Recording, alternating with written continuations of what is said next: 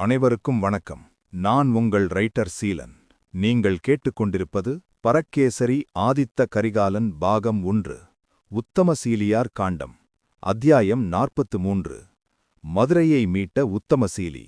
4 ஆண்டுகளுக்கு முன்னர் அரண்மனையை விட்டு வெளியேறிய உத்தமனும் அவனது நம்பிக்கைக்குரிய வைப்பாறு போர்க்களத்தின் எஞ்சிய பரிவாரத்தினரும் தங்களின் பயணத்தை தெற்கு நோக்கித் தொடங்கவில்லை. மாறாக அவர்கள் நேராகச் சென்றது சோழ நாட்டின் எல்லையில் இயற்கை அரணாகத் திகழ்ந்த பச்சமலை மற்றும் கொல்லிமலை காடுகளுக்கு.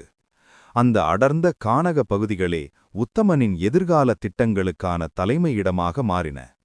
நாகரீக உலகம் எட்டிப்பார்க்க அஞ்சும் அந்த பெருங்காடுகளில் உத்தமன் தன் வாழ்வின் மிக கடினமான தவத்தை தொடங்கினான். அவனோடு நிழலாக வந்த 500 வீரர்களுக்கும் மறைமலை வீரர்கள் என்று பெயர் சூட்டினான். அவர்கள் வெறும் வீரர்கள் மட்டுமல்ல, உத்தமனின் லட்சியத்திற்காக தங்களை அர்ப்பணித்த தற்கொலை படையினர். அந்த மலையில் வாழ்ந்த வேட்டுவ சமூக மக்களோடும் மலைவாழ் மக்களோடும் அவர்கள் இரண்டறக் கலந்தனர். காடுகளின் இரகசியங்களையும் ஒற்றையடி பாதைகளையும் கற்றுக்கொண்டனர். அவர்களுக்கு தற்காப்பு கலைகளையும் காடுகளுக்குள்ளே மறைந்திருந்து மின்னல் வேகத்தில் தாக்கும் குரங்கடி போர் முறையையும் உத்தமன் இரவு பகலாக கற்றுக் கொடுத்தான். அவர்கள் மரங்களின் உச்சியில் வாழ்ந்தனர், பாறைகளின் இடுக்குகளில் உறங்கினர். பாண்டிய நாட்டின் ஒவ்வொரு அசைவையும் மதுரை கோட்டையின் ஒவ்வொரு செங்கலையும் கவனிக்க உத்தமன் ஒரு வலிமையான ஒற்றர் படையை உருவாக்கினான். அந்த ஒற்றர்கள் வணிகர்களாகவும் பிச்சைக்காரர்களாகவும் கூத்து கலைஞர்களாகவும் மதுரைக்குள் ஊடுருவினர். கோட்டையின் பலவீனமான இடங்கள், எவருமறியாத இரகசிய நுழைவு வாயில்கள், அகழியின் ஆழம் ஆகியவற்றை 4 ஆண்டுகளாக அங்குலமங்குலமாக ஆராய்ந்தான் உத்தமன். பழிவாங்கும் உணர்ச்சி அவனுக்குள் ஒரு கனலாக எரிந்து கொண்டிருந்தாலும் அவன் ஒரு நிதானமான வேட்டைக்காரனைப் போல காத்திருந்தான். ஒரு பௌர்ணமி இரவில் நிலவின் ஒளி கொல்லிமலையின் சிகரங்களை வில்லியால் நனைத்துக் கொண்டிருந்தபோது உத்தமன் ஒரு பாறையின் மீது ஏறி நின்றான். அவனது நீண்ட தலைமுடியும் தாடியும் அவனை ஒரு முனிவரைப் போல காட்டினாலும் அவனது கண்களில் ஒரு பேரரசனின் அதிகாரம் மின்னியது. தன் வாளை வானத்தை நோக்கி உயர்த்தி அவன் முழங்கினான். வீரர்களே, 4 ஆண்டுகள் பொறுத்திருந்தது போதும். அமைதி என்பது கோழைத்தனமல்ல, அது புயலுக்கு முன்னால் நிலவும் நிசப்தம். வைப்பாறு அன்று என் இரத்தத்தை குடித்தது, என் மானத்தை பறித்தது. ஆனால் இன்று அந்த வைகையாறு பாண்டியர்களின் கொடியை சாய்க்கும் சாட்சியாக மாறப்போகிறது. வைப்பாற்றின் தோல்வியை வைகையாற்றின் வெற்றியால் சரிசெய்வோம். மதுரை நம்மை அழைக்கிறது. நாம் மீட்பது வெறும் மண்ணை மட்டுமல்ல, சோழ குலத்தின் கௌரவத்தை. புறப்படுங்கள். அந்த 4 ஆண்டுகள் தவம் முதிவுக்கு வந்தது. உத்தமன் ஒரு காட்டாற்று வெள்ளமென, ஒரு பெரும் புயலென தன் 500 வேங்கைகளுடன் மதுரையை நோக்கிக் கிளம்பினான். மதுரை மாநகரின் இருண்ட வீதிகளில் ஊரடங்கிய நள்ளிரவு வேளையில் உத்தமனின் 500 வீரர்கள் கண்ணுக்குத் தெரியாத மரண தூதுவர்களாக உலவிக் கொண்டிருந்தனர். அதே வேளையில் சோழ நாட்டின் வடவெல்லையில் ஒரு பெரும் அரசியல் பூகம்பம் வெடித்தது. ராஷ்டிரகூட மன்னன் கிருஷ்ணனின் அச்சுறுத்தலை எதிர்கொள்ள சோழ நாட்டின் வடக்கு பகுதியில் பெரும் படையுடன் முகாமிட்டிருந்தார்கள் இளவரசர்கள் ராஜாதித்தரும் அரிஞ்சயரும். அவர்களுக்கு இந்த அதிர்ச்சித் தகவலை கொண்டு சென்றது இளவரசி அனுபமா. புழுதி படிந்த முகத்தோடும் பல நாட்கள் உறக்கமில்லாத களைப்பால் சிவந்த கண்களோடும் வடதிசை முகாமிற்குள் நுழைந்த அனுபமாவைக் கண்டதும் மூத்த அண்ணன் ராஜாதித்தர் திடுக்கிட்டு எழுந்தார். அனுபமா, ஏன் இந்த கோலம்? தஞ்சையில் ஏதேனும் ஆபத்தா? தந்தை பராந்தகர் நலமாக இருக்கிறாரா? ஏன் இவ்வளவு பதற்றம் என்று அடுக்கடுக்காக கேள்விகளை எழுப்பினார். அனுபமா மூச்சிரைக்க கண்கள் கலங்க சொன்னாள், அண்ணா, தஞ்சையைப் பற்றி இப்போது கவலைப்படாதீர்கள். உங்கள் தம்பி உத்தமன் அவன் தன் 4 ஆண்டுகால வனவாசத்தை முடித்துவிட்டு மதுரைக்கு கிளம்பிவிட்டான். வெறும் 500 வீரர்களைக் கொண்டு 20,000 வீரர்கள் காவல் காக்கும் மதுரை கோட்டையை அவன் முற்றுகையிட துணிந்துவிட்டான். இது வீரம் அல்ல அண்ணா, தற்கொலை. அவன் அங்கே தனித்து விடப்பட்டிருக்கிறான். இதை நாம் அனுமதித்தால் பாண்டியர்களின் வஞ்சகத்திற்கு அவன் மிக எளிதாக பலியாகி விடுவான். இந்த செய்தியை கேட்ட இளைய அண்ணன் அரிஞ்சயர் அதிர்ச்சியில் உறைந்தார். 500 பேரா? அவனுக்கென்ன பைத்தியமா பிடித்திருக்கிறது?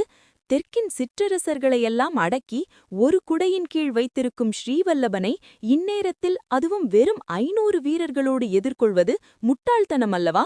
அந்த பரம வைரி வீரகேரளன் ஸ்ரீவல்லபனைப் போல் பெருந்தன்மையானவன் கிடையாது என்பதை உத்தமன் மறந்துவிட்டானா? தான் காதலிக்கும் பெண்ணுக்காய் துரோக செயல் செய்த அந்த கொங்கன் இச்சந்தர்ப்பத்தை பயன்படுத்தி கொன்றாலும் கொன்றுவிடுவான். ஐயோ அண்ணா, நாம் இப்போதே படை அனுப்ப வேண்டும். நமது தம்பி நமக்காக காத்திருக்க மாட்டான். அவன் போர்க்களத்தில் விழுந்து விடுவான் என்று வருத்தத்தோடு பேசி முடித்தார். ராஜாதித்தர் கவனமுடன் முன்னால் இருந்த போர் வரைபடத்தை பார்த்தார். அரிஞ்சயா, உன் உணர்ச்சி எனக்கு புரிகிறது. ஆனால் வடக்கே கிருஷ்ணனின் படைகள் நம்மை உற்று பார்த்து கொண்டிருக்கின்றன. நாம் ஒரு சிறு படையை பிரித்தாலும் அவர்கள் அதை பலவீனமாக கருதி தஞ்சையை நோக்கி பாய்வார்கள். தந்தை பராந்தகரின் கட்டளை மிகவும் தெளிவானது. வடக்கை தாண்டி ஒரு சோழ வீரன் கூட தெற்கே செல்லக்கூடாது என்பது நமக்கு இடப்பட்டிருக்கும் ஆணை. தந்தையின் ஆணையை மீறுவது அறமாகுமா? இப்போது அனுபமா ஆவேசமாக கத்தினாள். அண்ணா, தந்தையின் கட்டளை பெரிதா அல்லது தம்பியின் உயிர் பெரிதா? அவன் அங்கே செத்துக் கொண்டிருக்கும்போது இங்கே எல்லையை காப்பதில் என்ன பெருமை இருக்கிறது? சோழ குலத்தின் இரத்தம் மதுரையின் வீதிகளில் சிந்துவதை நீங்கள் வேடிக்கை பார்க்கப் போகிறீர்களா? அவன் தோற்றுப்போனால் அது உத்தமனின் தோல்வி அல்ல, உங்கள் இருவரின் தோல்வி. உயிருக்குயிரான அண்ணன்கள் இருந்தும் உத்தமசீலன் ஸ்ரீவல்லபனோடு மோதி சாவதை வேடிக்கை பார்த்து கொண்டிருந்தனர் என்று வரலாறு உங்களை தூற்றாதா? தம்பி உயிரை விட தந்தையின் ஆணை பெரியதாகிவிட்டதா என்று கத்திக் கண்ணீர் வெடித்தாள். அனுபமாவின் வார்த்தைகள் ஒரு சாட்டையடியைப் போல உலுக்கின ராஜாதித்தரை. அவர் அரிஞ்சயரின் கண்களை பார்த்தார். அங்கே தம்பிக்காக எதையும் இழக்கத் துணியும் ஒரு வேகம் தெரிந்தது. அரிஞ்சயன் தன் கண்களாலேயே அண்ணனுக்கு அனுமதி அளிப்பது போல பார்த்தார். ராஜாதித்தர் பெருமூச்சு விட்டார். அவர் எழுந்து தன் கட்டளையை அறிவித்தார். போதும், வடக்கையே இழந்தாலும் பரவாயில்லை. தந்தை இதற்காக எம்மை சிரச்சேதம் செய்தாலும் எனக்கு இவ்வித வருத்தமோ கவலையோ இல்லை. வடவெல்லையில் கிருஷ்ணன் தாக்குவான் என்று காத்திருப்பதை விட தெற்கே புயலென புறப்பட்டிருக்கும் என் தம்பி உத்தமனின் உயிர் எங்களுக்கு முக்கியம். அவன் மீண்டும் ஒருமுறை தோற்று சாவதை என்னால் பார்க்க முடியாது. தளபதிகளே, இதோ என் ஆணையை கேளுங்கள் என்று முழங்கினார். நம்மிடமிருக்கும் சிறந்த குதிரைப்படை வீரர்கள் 10,000 பேரை இப்போதே மதுரைக்கு அனுப்ப உத்தரவிடுகிறேன். தளபதிகளே, ஒரு நொடி கூட தாமதிக்க வேண்டாம். மின்னல் வேகத்தில் மதுரைக்கு செல்லுங்கள். உத்தமனின் உயிருக்கு ஏதேனும் நேர்ந்தால் அந்த பாண்டிய நாடே சுடுகாடாக மாற வேண்டும். இது பட்டத்து இளவரசனான இந்த ராஜாதித்தனின் ஆணை என்று முழங்க மந்திராலோசனை கூட்டத்தில் இருந்த அத்தனை தளபதிகளும் உறைவாளை உருவி தரையில் குத்தி உத்தரவு இளவரசே என்று மரியாதை செலுத்தினர். அனுபமா ராஜாதித்தரின் கால்களில் விழுந்து தன் நன்றியை பகிர அரிஞ்சயர் அவளை தூக்கித் தேற்றினார்.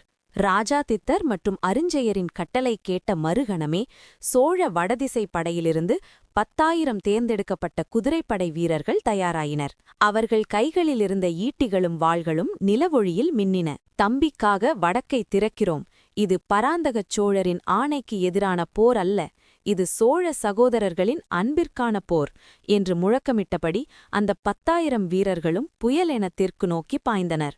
குதிரைகளின் குளம்படிச் சத்தம் அந்த பிரதேசத்தையே அதிரச் செய்தது.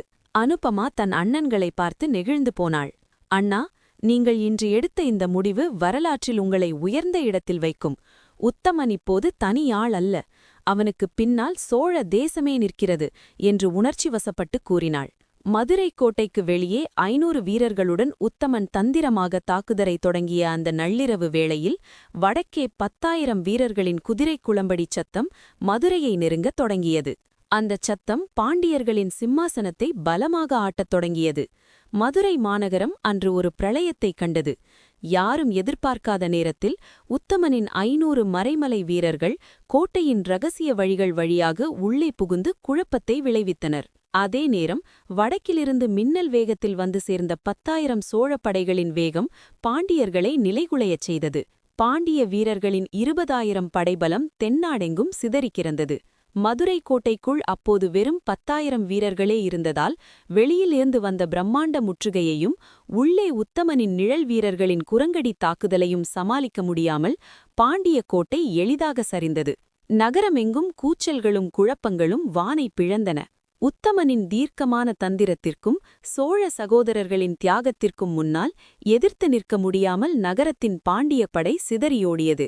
பாண்டிய மன்னனின் ஆபத்துதவி படைகள் கோட்டை வீழ்ந்த மறுகணம் தங்கள் மன்னரை காத்து தப்பிச் செல்லும் முயற்சியில் இறந்தன.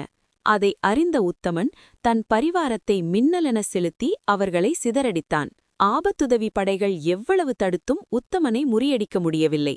ஸ்ரீவல்லபனை மதுரை அந்தப்புரத்தின் பிரதான மண்டபத்துக்கு அழைத்து சென்ற ஆபத்துதவி படையின் தளபதியை நோக்கி ஓடிய உத்தமன் தன் ஒரே வீச்சில் அவர் தலையை கொய்தான். செந்நிற குருதி தோய்ந்த வாளுடன் உத்தமன் ஸ்ரீவல்லபன் முன்னால் வந்து நின்றான்.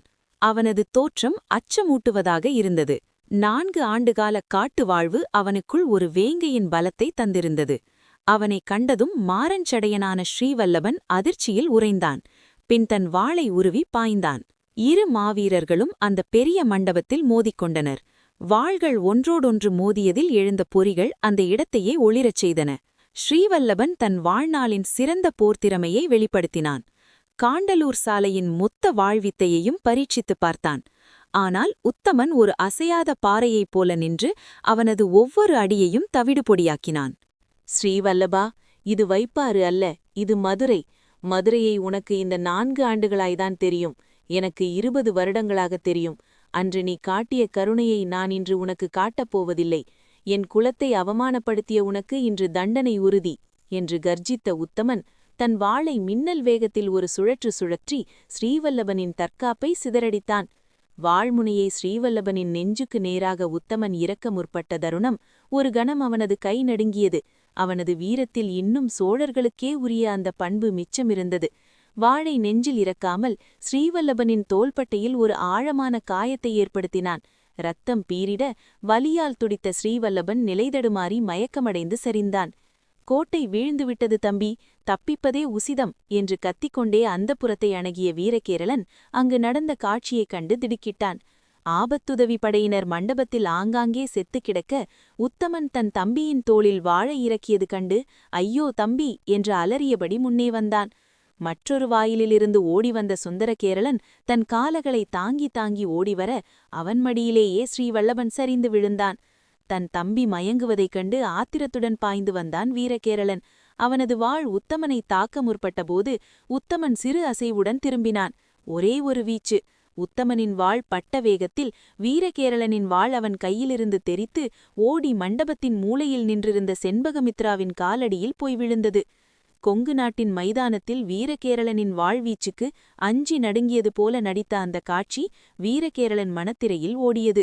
வாள் விழுந்த வேகத்தில் செண்பகா அதறியபடி பின்வாங்கினாள். 4 ஆண்டுகளுக்கு முன் தான் பார்த்த தன்னை காதலித்த அந்த மென்மையான உத்தவன் அல்ல அவன். இப்போது அவன் முன்னால் நிற்பது ஒரு காலதேவன். பயத்தால் நடுங்கி அவள் கயழ்விழியின் பின்னால் தஞ்சம் புகுந்தாள்.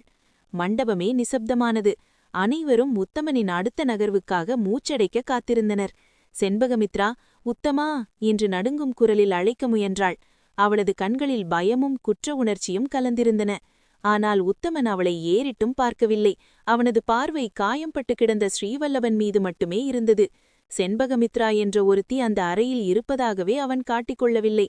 அவனது அந்த மௌனமான புறக்கணிப்பு ஆயிரக்கணக்கான வாழ்வீச்சுகளை விட ஆழமாக செண்பகாவின் இதயத்தை கிழித்தது.